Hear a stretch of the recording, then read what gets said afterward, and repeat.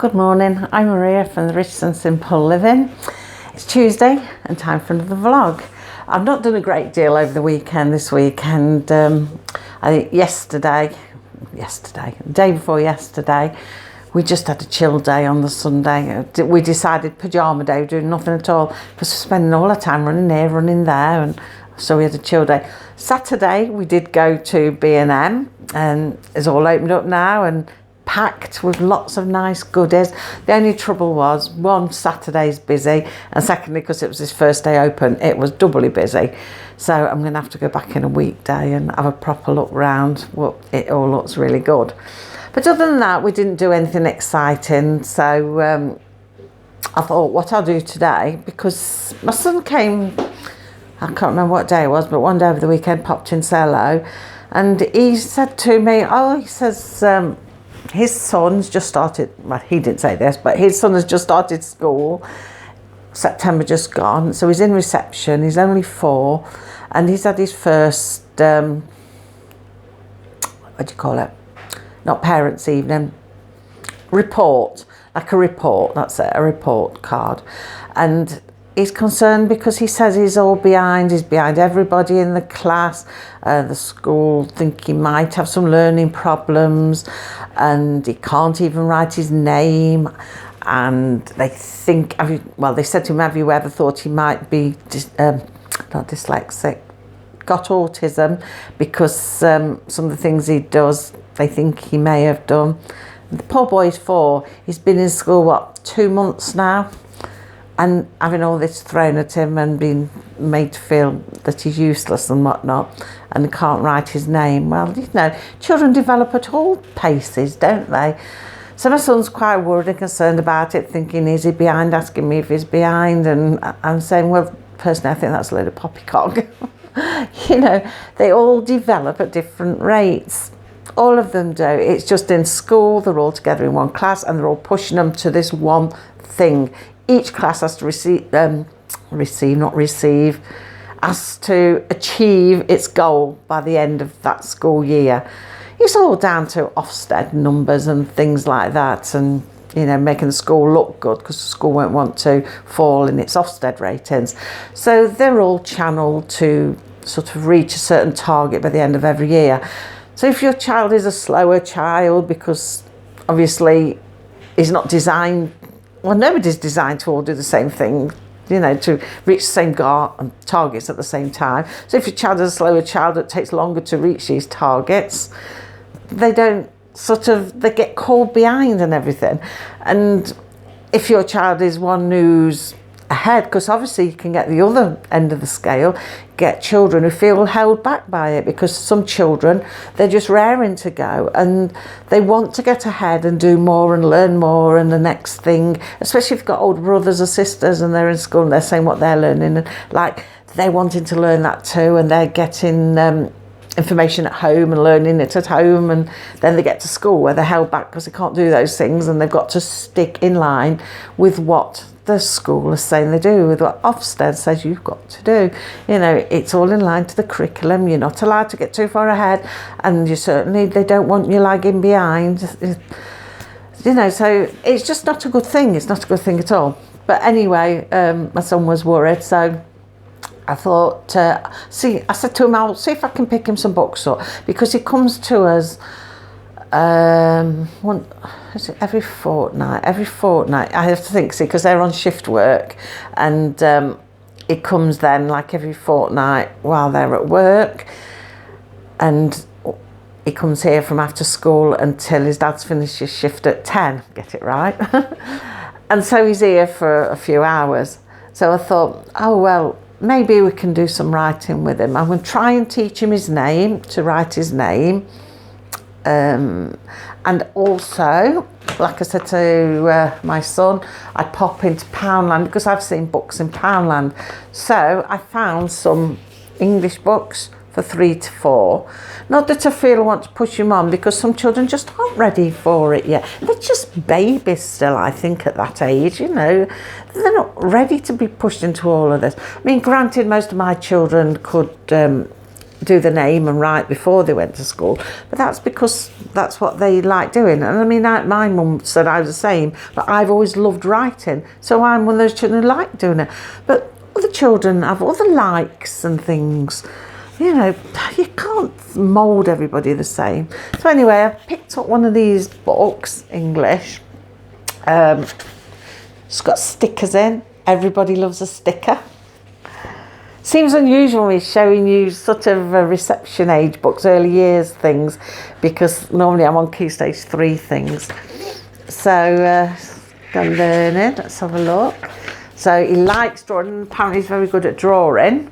So got to draw a picture of himself and write his name. So I can just do the dots for him and he can practice that. And again, that's what I hope to do on a piece of paper, just do it in dots and practice and see if we can make a little rhyme or game song out of it, you know, to sort of jolly him along with it a bit. Helps it stay in the memory a little bit, doesn't it?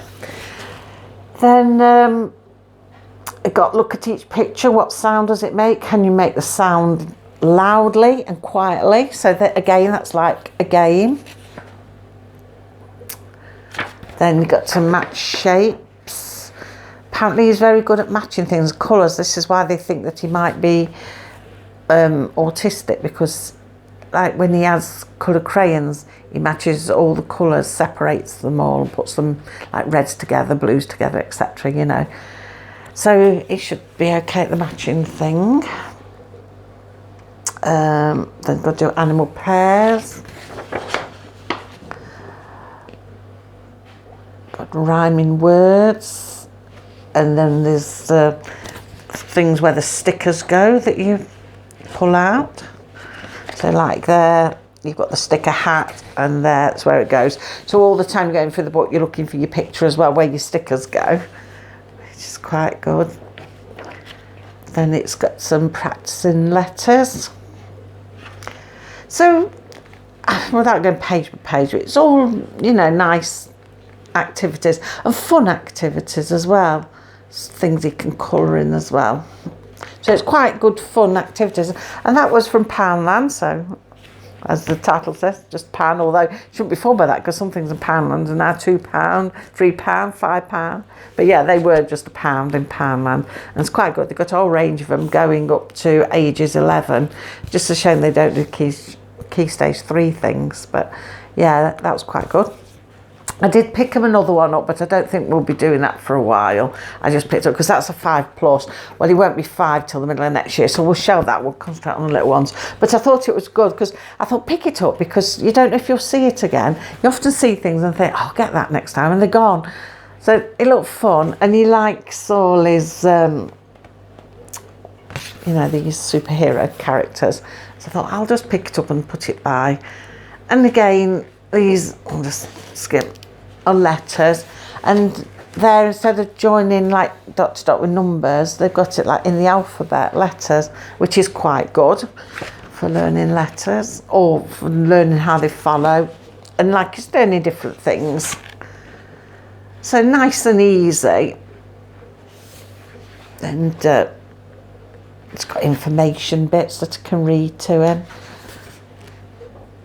Might see, and it's a shame really, because as in I might see if I could read him some books, help read books. This is how I used to sit with the others.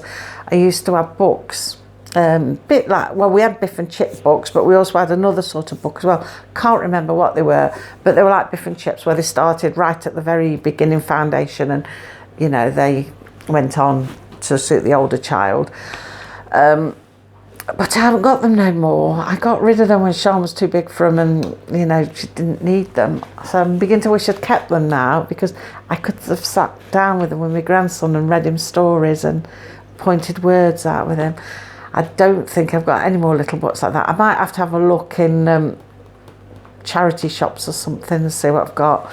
Or I'll have a route through some of Sean's things just in case she's got any hidden somewhere, because she's got books. Cases and bookcases and bookcases full of books. But I might have a look, see if there is anything we've kept. Trouble is, a lot of younger books that we have saved have gone in tubs in the loft, so I can't get at them. but we'll see. We've got plenty of bits and pieces to be getting on with.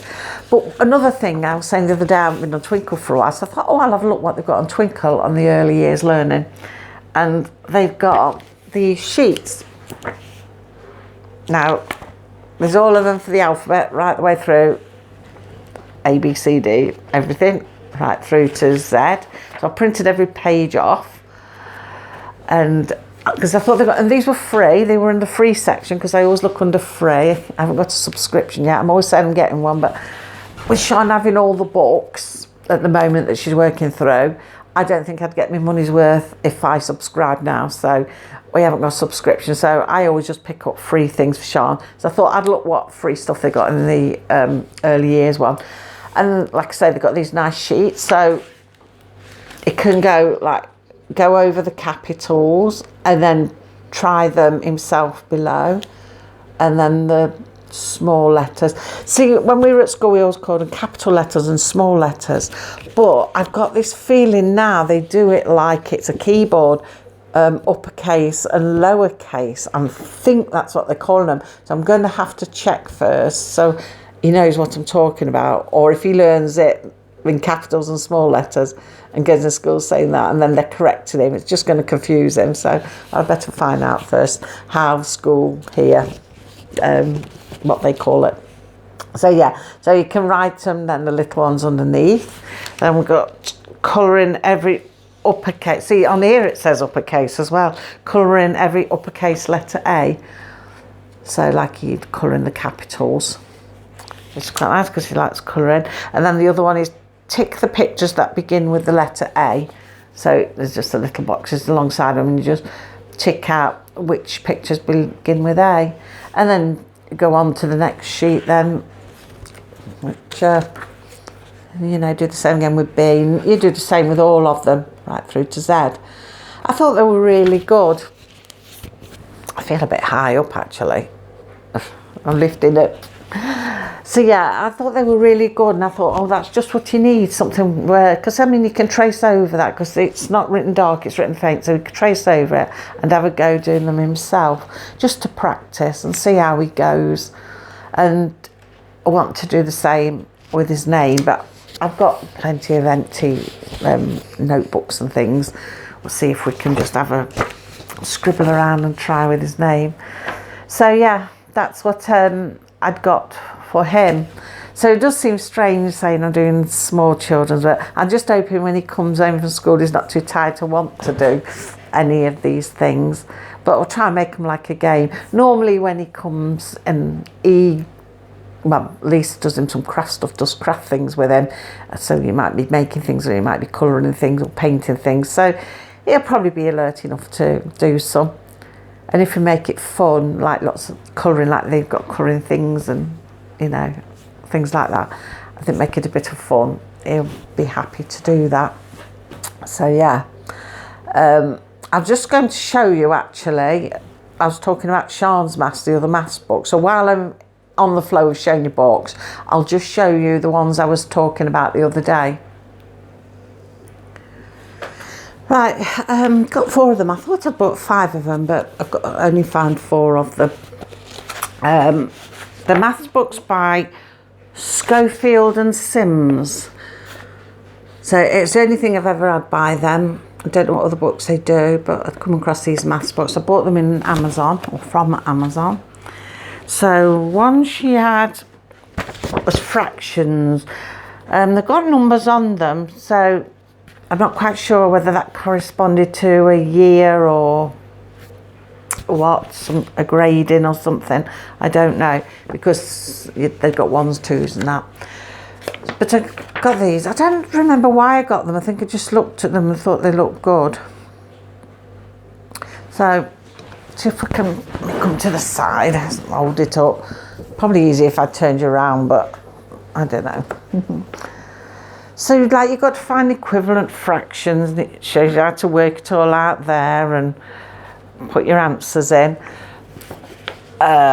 This is all fractions. See, some we've filled in and done some, and we had to do them together. Again, we struggled through there. These are from September of last year when she first started homeschooling. We've done some there. There, and by this point we were having to Google an awful lot. We were having to Google fractions.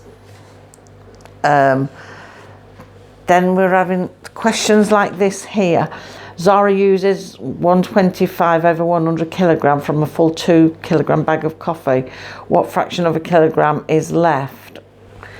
Questions like that. Now, some were okay once we broke them down, but some, Sean was really fed up. She'd really had enough. She couldn't do it. She was really getting upset with them, which was stressing me out no end. See, the book goes on and on with fractions like that, and they were getting more complex, and we were just doing small bits at a time. So the last one I did in here was the 9th, on the 9th of the 11th last year, and we stopped. So we've got that much book left. We've only done that much, and it was causing us severe stress, and there's that much book left of all of it. Just fractions and fractions and fractions. I don't know why I bought them. I think I thought that I've got to keep in line with school, and at this point I wasn't sure how much Sean actually knew, because you can't go on what the schools tell you. Then it was mental arithmetic, and they were a mix of all sorts. Can you see that? We don't know if they're right or wrong. We struggled, we Googled. There's no answers in these books whatsoever. Nothing at all. I mean, they've got check-up tests at the back. I mean, look at that. There was not a chance on this earth that Sean had ever be able to do that. There's no chance I would either. Never mind Sean. But it was just impossible. I mean, most of this book we just didn't do. We battled through again. See how many pages we managed to do in this. Very, very few. We finished this book on the 18th of the 11th, last November. And in all that time, we'd struggled every week to just do a small little portion. And that's how many pages we'd done, just the 3 pages. Because it was impossible. We're just doing a small portion each mathematics lesson. And we stopped. We got that, and we got a whole of the book. We just stopped and shelved it. Impossible. There was no answers, because sometimes you can look at an answer and you can try and work out how it's come to that answer. You can look at a question, wonder about it, look at the answer, think about it, and sometimes it'll come to mind, oh, I know how they've worked it out to be like that, and then you can use that formula then for other things, but there wasn't anything like that. Next one was times tables. That was a dead easy book. She flew through that book. She has done all of this one. It was just simple tables, so these are quite good. I mean, they are for the younger child, but at the end of the day, go on your child's abilities, not on their ages. Otherwise, you don't get anywhere. So they were just simple. You can see from that, just simple working out. And it was like that all the way through, but just different tables, matching up tables and things like that. And she enjoyed doing that. But you see, I mean, it's easy and it's simple. She enjoyed doing it, but it's keeping it flowing in your brain and keeping you thinking about it, you know. And if she could do the times tables and add up and take away, that's fine. That's what she needs. But she did finish that book. Now, this book was another one that was shelved. These were a bit of a mix of questions, but they were a lot easier this time, rather than read them. Oh my goodness, just show you a small section. You can see they were a lot easier this time. See, that's times tables test 2. That's probably why it's easier. Maybe it's going in years, grades. But she got on a lot better with that. So we did do quite a bit of that. We used to do this one on a Tuesday, but I think we swapped it with Friday now because we decided to pick it back up. So she's done quite a bit of it. all of this she's done. There's a progress test, we don't want that bit. So, the only things we're no good at, I've books all over the place, is measuring perimeters and that. I'm gonna go, and we Googled it loads of times, and I tell you, just like talking to the wall, talking to me about it. Maybe that doesn't help. Maybe she needs a tutor. But then again, she's had teachers for the past, 7 years if you count reception, 7 years. And if she hasn't grasped it in all that time and she's not interested, I don't think a tutor's going to make a lot of difference. So yeah, we did more there. And we finished there by the looks of it. So she finished doing this on the 15th of January this year. So we got quite a way before she got a bit fed up. I think that's when we changed to the blue maths books then, and we got one for every day. But like I said, the Friday one's finished now. So I thought, we'll take up back with this again, because most of them are pretty easy. I said to her, if there's any hard that we can't do, then we'll just skip them, just skip over them and just concentrate on the ones that she can do and she finds easy enough. There's some quite good ones there. I mean, I like the puzzle ones where you're sort of having to work things out, like it says here, for instance, in a game, Hannah scored 40 times more points than Amy. Hannah scored 800 points. How many did Amy score? Where you break things down, work this out, work that. I like doing that with her. I like showing her how to break it all down to help her think about things like that. So yeah, there's not a great deal of this book, lad. I mean, it starts there, so we'll start there this week. And there's just them few pages. But it'll keep her going now, till after Christmas.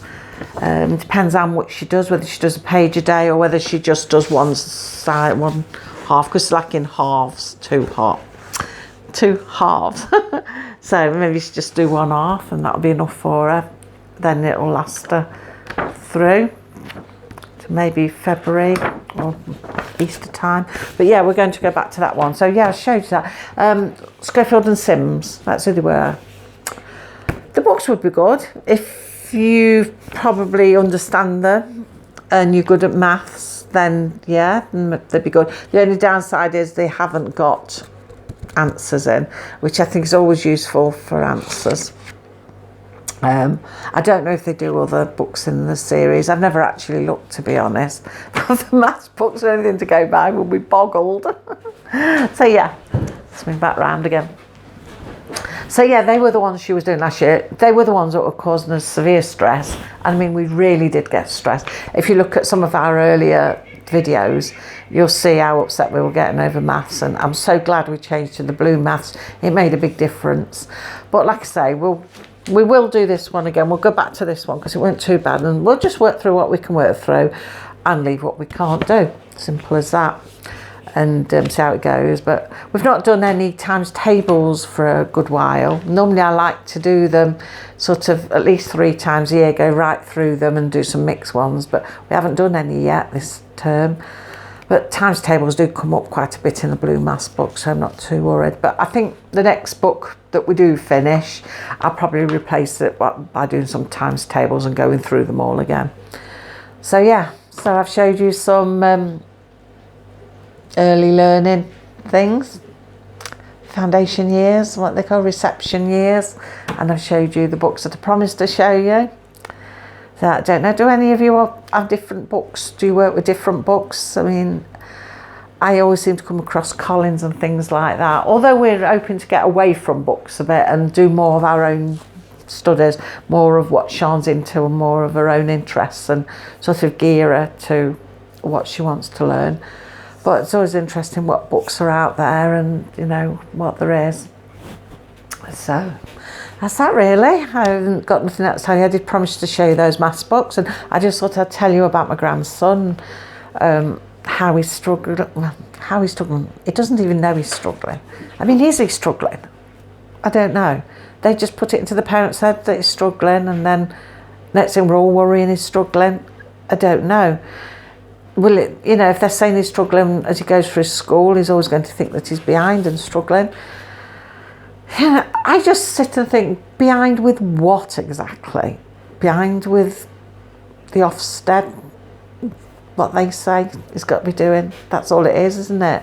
You know, that's all it is. If he was home educated, oh well, say for example, if there's no such thing as schools and all children were home educated, everyone would be at different rates. They'd all be different. There'd be no such thing as they're behind or they're advanced. Everybody would be working to how they are. You know, there might occasionally be children who are working at the same thing because they've got the same interests and the same levels and that, but that'd only be coincidental. It's not, you know, it shouldn't be that they're set to work at these things. But then how else are they going to do it in schools? It's just a regime, isn't it? You just put there, it's just a regime, and you're in this class because you're this age, you're in that class, you're your age, you're going to have to learn this. This is the flexibility of your curriculum and what you've got to reach, and this classes. And I suppose they can't have everybody doing what they're interested in at their own pace because they won't know what on earth they're doing. Schools would collapse. But yeah, if there was no such things as schools and every child was educated at home, they'd all be learning a vast variety of things. Not just, you know, maths, English, that sort of thing, but they'd be learning all kinds of different skills that I couldn't even imagine.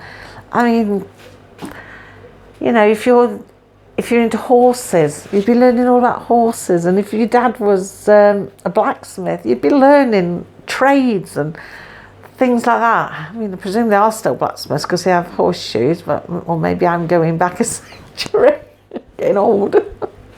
But no, do you know what I mean? Everybody would be learning different. People would be learning skills and trades and things that have long since got lost. You know, beggars belief sometimes. It does. It exasperates me. And it does, school does. I think they just close them all down and be done with. No, but it's awful really, because I can't help but feel when they say things like that, they're setting him up to fail. And not just him, but there must be thousands of children like that as well, setting them up to fail. And the same with children at the other end, you know, who are wanting to progress further and learn more things, sort of holding them back type of thing. Because children are all different. We're all different, aren't we? We're all different. There's no right or wrong, there's no backward, there's no forward. We're just all different, and we all do things in a different way at our own paces. Some of us are interested in things and some of us are interested in other things, and we don't like certain things, and you're not going to bother learning it. You can't retain information you're not interested in because it's just boring. So, oh dear, I'll rant all day about that. But yeah, I did think that was really good in Twinkle. I've never actually looked at their early years stuff before because I've not had need to, but I was really pleased with them sheets, the alphabet, just what you can do with really. I can just sit and do a bit here and there, you know. If I just go through one sheet every other Friday when I have him, and practice his name each time as well, writing his name, and the little fun books. First one, that was quite fun. They did others of these, I noticed as well, in 3 to 4. They did a maths one as well, and they got some colouring ones, and they got them, like I said before, right up till age 11 in English and maths. I'm not sure if I saw some science ones, but they were for the older ones. I didn't see any science ones for the reception years. But I thought, oh, that's really good. That's ideal. So we'll see how he goes. We'll see what he does. So anyway, that's that today. It's just all books today, wasn't it? But like I said, I've not really done anything exciting. Not that I should wait for anything exciting to happen, but yeah, I shall come back Friday now. I shall see you on Friday. We're hoping to go out to the garden centres Friday. The girls wanted to go skating. Well, Sian did, so she dragged Lisa in it with her. But Lisa was a bit apprehensive this time around. But they didn't go last year because of all the pandemic and everything. It was short that they didn't have it there. So we'll see. They won't be able to go this Friday because you've got to book online anyway. So we'll have a look how busy it is, because Lisa said if we can go in a weekday, because she's got a few holidays between now and Christmas, if we can go in a weekday when it's off peak, not only is it cheaper, but it's quieter as well, because we've been going on a weekend and it's quite busy. Well, Sean can't skate. After she's been on it for a bit, she's a bit better, but we always get her the Penguin. It's just a safety feature, really, you know. So she says she thinks it's better like if we go in a quieter time, then, you know, it might not be so crowded on the rink. So we'll see. We thought we'd have a look this Friday and see what it's like, and then we'll decide and see if we can book a day in before Christmas. Although I haven't said that, I don't think it goes till the end of January, so they'd probably have quiet days then too, but it's nice if you can go before Christmas. And I wanted to have a look at the wreaths. They've got the wreaths in as well, so I thought I might get one for the grave because they last such a long time. And I'd begrudge it because by February last year I was going to throw the wreath away and it was still alive, so I thought, well, if I get it earlier now, all the better, isn't it? So yeah, anyway, I was supposed to be going. We're talking forever. So I shall see you on Friday. Might film some of the where was I going? Garden centre. But you won't see that on Friday because I'll have already filmed something to put out there. Don't know what. So yeah. Oh, and before I go, here I go again. Lisa says she's ordered me a Cadbury's chocolate cottage for me and Sean to build. So watch your space. She's not got it yet, but she's ordered one, she said. So we'll see. So anyway, I'm definitely going now, and I will see you on Friday. So until then, take care, everyone. Bye.